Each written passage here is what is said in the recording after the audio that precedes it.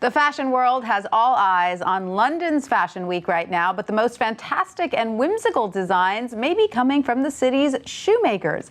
WSJ's Charlie Wells joins us now from London with all the details. Hi, Charlie. Great to see you. Great to be here. So, Charlie, let's jump right into looking at some great shoes. You shot some footage, no pun, at the Sophia Webster presentation. What is it about this designer that captures London's shoe moment? Well, I was out at Fashion Week earlier this week, and what I really saw was that this country is producing designs that are just fun. They're sort of creative, and they're turning shoes almost into pieces of art. Sophia Webster, for instance, has a background in fine art. She actually studied the subject before she moved into shoe design. And as you can see with a lot of her pieces, they've got sort of angel or butterfly wings on the back of shoes. She uses elaborate colors. This season, she was telling me that she went a little bit gothic, but even in so doing, she sort of maintained this sort of whimsical, or as the Brits say, cheeky element to a lot of her designs. I was speaking to Rupert Sanderson, who's another British designer, and he talked about how this is sort of an economical development. So, you know, a woman can spend £400 on a pair of shoes, but then she can wear a very simple outfit, and those statement shoes really stand out, and that's what we're seeing here in the UK. They are gorgeous. Now, there are other young names, such as Charlotte Olympia and Camilla Elphick. Are more women at the head of shoe design houses these days?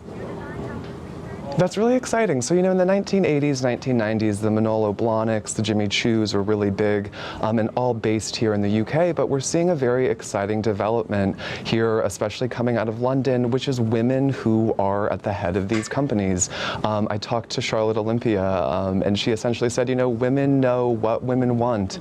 That's not to say that gender determines, you know, style choices, but, you know, putting on a pair of shoes is a very physical experience. I think we can all remember what it's like to switch from one pair to another, and these women sort of know what it feels like and are designing shoes to make them feel how they want to feel.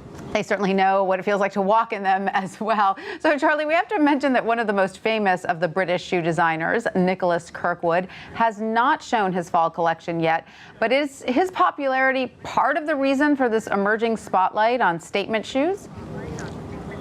A lot of buyers in the US and a lot of shoe designers here in the UK do point to Kirkwood as someone who really sort of shifted the shoe paradigm in recent years here in the UK. He's an incredibly creative individual. I spoke with him for this story, and he says, you know, for a recent collection, he was listening to the Twin Peaks soundtrack, that sort of quirky kind of electro music, and he brings a sort of funky flair to shoes and sort of changed the way that we think about shoes as something that, you know, as items that could really sort of stand out and stick out on their own. Now, you make the point that statement shoes are sort of ingrained in British history, but do these hip designs find success overseas? Are they now finding success? What I keep hearing from designers and from buyers is the Middle East. For whatever reason, a lot of Middle East buyers seem very excited about these sort of bright, kind of very colorful designs. I don't know if that has to do something with local taste, if that has to do with proximity. London, of course, is much closer to the Middle East, or if that has to do with wealth as well. But a lot of these designers are opening boutiques in the US, also other parts of North America and Asia. They're carried at Saks, Neiman Marcus, a lot of other department stores, and buyers there have essentially said the women who are buying these shoes are women who want shoes to be the center of an outfit. So interesting. Now, I'm curious why this trend in particular developed in England. I mean, the notoriously rainy weather there is definitely not suitable for a lot of these shoes we're looking at. That's a very good point that you make. And, you know, a lot of people have pointed to the educational system here in the UK. So there is a 750-year-old or nearly 750-year-old organization called the Worshipful Organization, I'm butchering the name, of cordwainers. And essentially they're a guild that still supports shoemaking, and they give scholarships to people who are interested in shoe design.